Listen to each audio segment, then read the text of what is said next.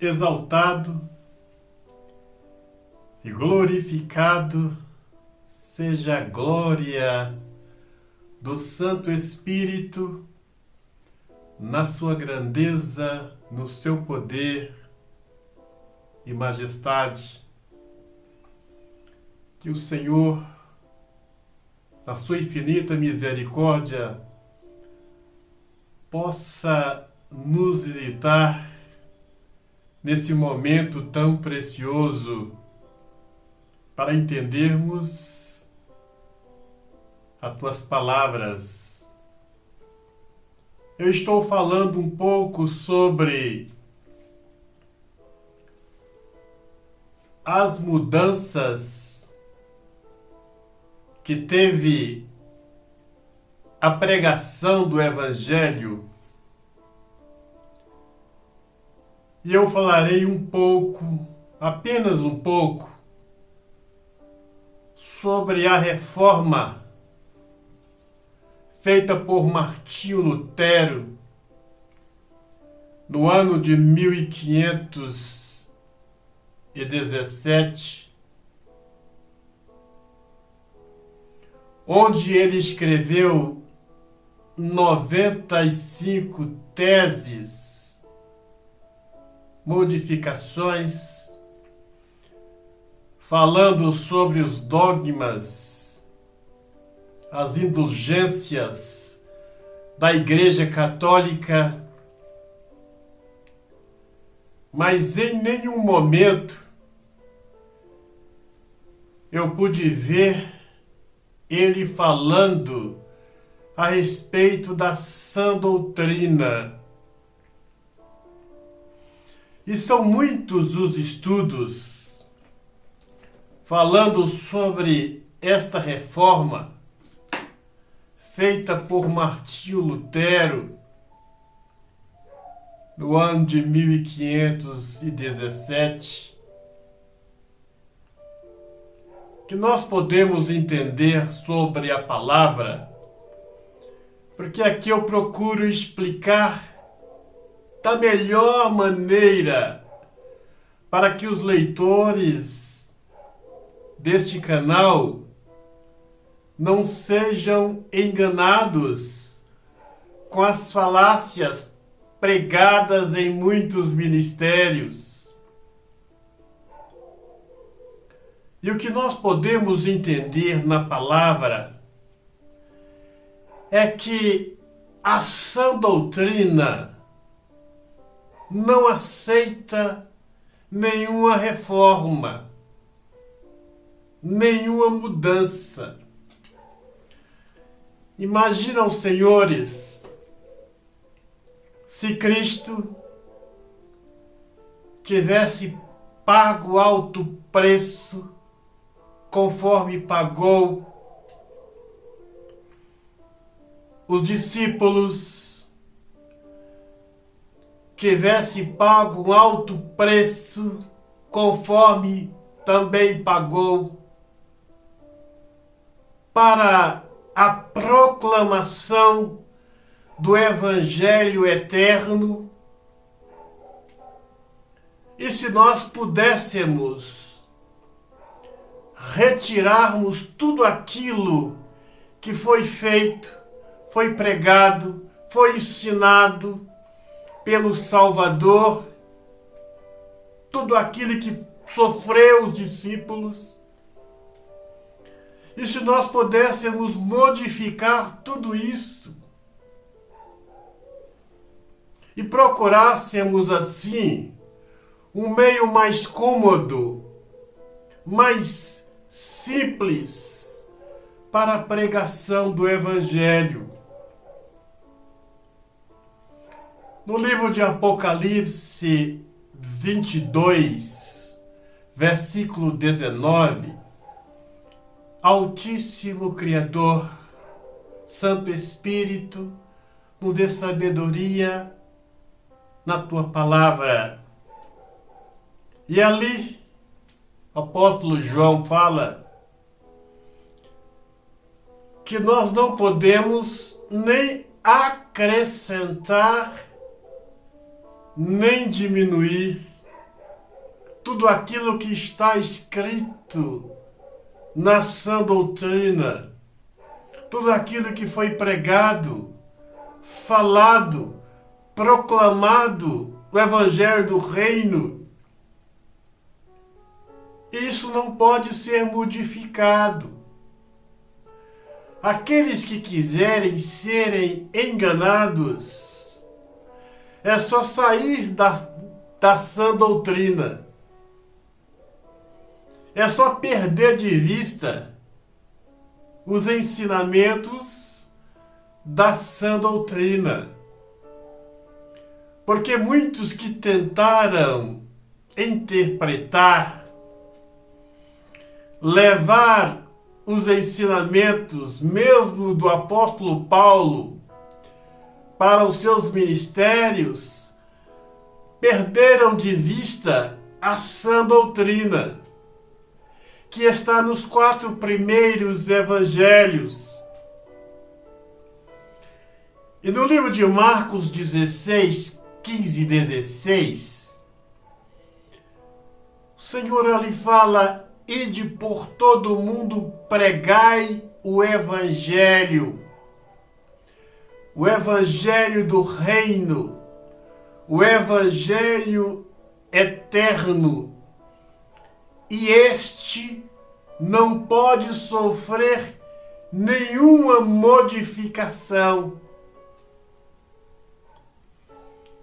E nós vimos que esta reforma, feita por Martinho Lutero, a partir do ano de 1517, podemos dizer assim que facilitou. Muitas foram as igrejas protestantes que nasceram como filhas da grande Babilônia, como filhas embriagadas pelo vinho da grande meretriz. Porque muitas destas igrejas, podemos dizer quase todas, nasceram copilando os métodos da Igreja Católica. E não a palavra do Altíssimo, ela é tão clara e verdadeira que devemos procurar entender o máximo para não fazermos confusão. No livro de Apocalipse 17, 1 e 2, fala que a grande meretriz, a grande prostituta, representado aqui por esta igreja babilônica, está assentada sobre muitas águas, muitas pessoas, muitas igrejas, muitas denominações que nasceram a partir do ano de 1517, totalmente longe da sã doutrina, copiando muitos ensinamentos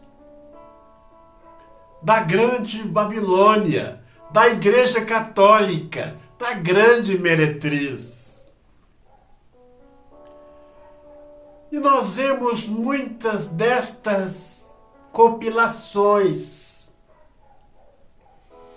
Vemos que por muitos tempos os papas quis ter o monopólio de todas as igrejas.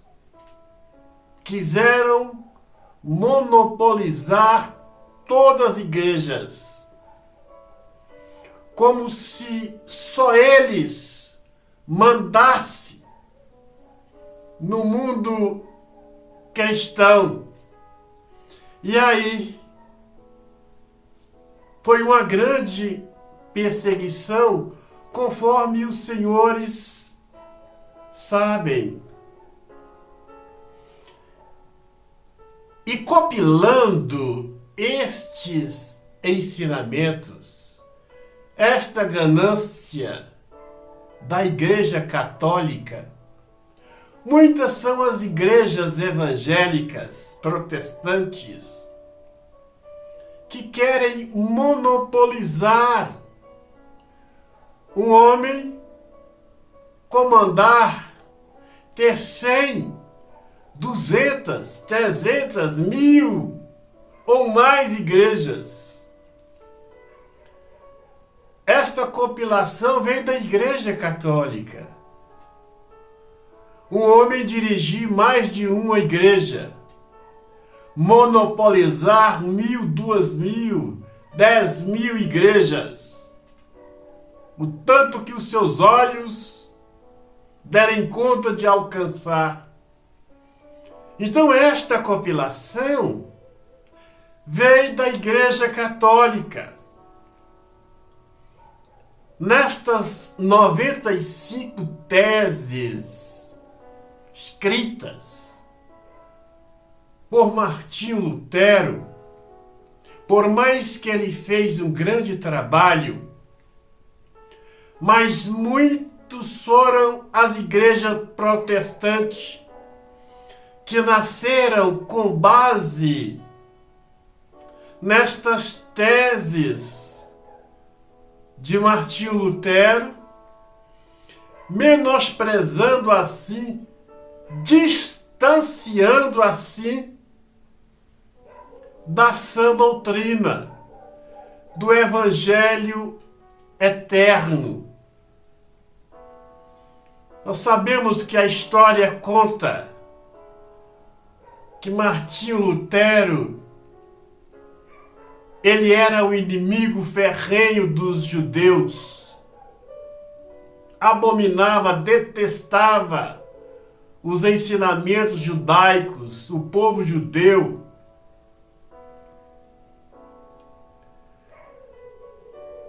E Martinho Lutero, sabemos que foi casado, pai de 6 filhos, e eu falo em todos esses estudos que eu estou falando. Se o homem, o bispo, pastor, se quisermos ter uma vida no altar do Senhor, fazer no ministério como manda, como requer o Santo Espírito, na sã doutrina, devem estes entrar pouco em intimidades ou de maneira nenhuma. Estes são os ensinamentos do Santo Espírito na sã doutrina. Na Igreja Católica eram vendidos as indulgências. Aqueles que fossem cometer um pecado já comprava o perdão antes. E estas indulgências predominou dentro da Igreja Católica por muitos anos, uma grande forma de arrecadar fundos, de ganhar dinheiro. E nos parece que esta grande forma de angariar fundos, de ganhar dinheiro, também foi uma compilação dentro das igrejas protestantes sobre o dízimo. Só mudou de nome esta indulgência. onde os líderes, os pastores, põem o maior terror na mente dos fiéis, dizendo que aqueles que não devolvem o dízimo está roubando a Deus, que ladrão não vai entrar no reino do céu, que aqueles que não devolvem o dízimo vão serem atormentados pelo devorador. Então, esta indulgência que havia na Igreja Católica passou para os ministérios protestantes, apenas mudou de nome. E vejam que o Santo Espírito pede encarecidamente que nós procuramos dar ouvido aos seus ensinamentos e procuramos a cada dia, devemos procurarmos a cada dia ausentarmos desta grande confusão babilônica, para que nós não sejamos enganados. Não devemos ausentarmos da sã doutrina. Eu faço aqui pregando, faço um trabalho voluntário dentro da sã doutrina para evitar de falar aqui meias verdades, para que os senhores, os leitores deste canal, não sejam enganados. Porque muitas vezes, dentro de um ministério, nós temos que usarmos de meias verdades para agradar as pessoas que estão mantendo o ministério. E muitas vezes estes líderes que estão pastoreando usam de meias verdades por causa daqueles que estão mantendo o ministério. Práticas usadas na Igreja Católica através das indulgências. E para a honra e glória do Senhor, eu procuro não usar de meias verdades aqui nestes programas. O meu maior objetivo aqui, o meu maior compromisso é com a verdade. E para que a bênção do Altíssimo chegue até a vida dos senhores sem nenhuma maquiação.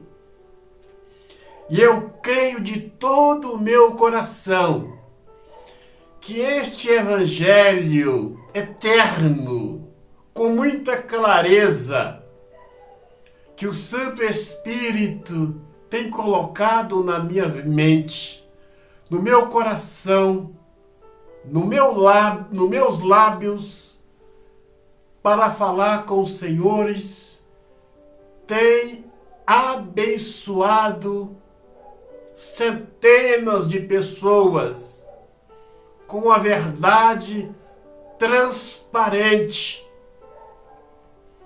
Que os senhores possam ser ricamente visitados e abençoados para a glória do Altíssimo. Vamos participar da água comigo, Altíssimo Criador do céu e da terra, abençoe esta água. Quem dela participar receberá bênçãos, vida e vida em abundância para a glória do teu nome.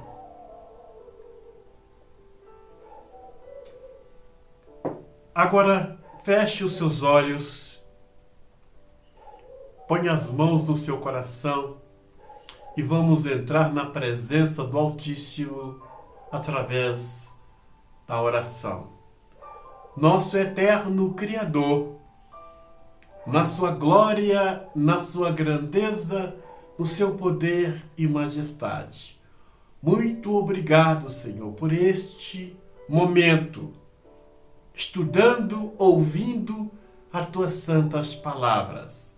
Abençoe este homem, esta mulher, esta família, que a cada dia tem, meu Pai, compreendido estas verdades. Ilumine a mente, a vida, o coração, os caminhos deste homem, desta mulher, desta família, para a glória que está no nome do Senhor. Senhor, te abençoe e te guarde, faça resplandecer a luz do rosto dele sobre a nossa vida e nos dê a paz. Um grande abraço, até o nosso próximo encontro.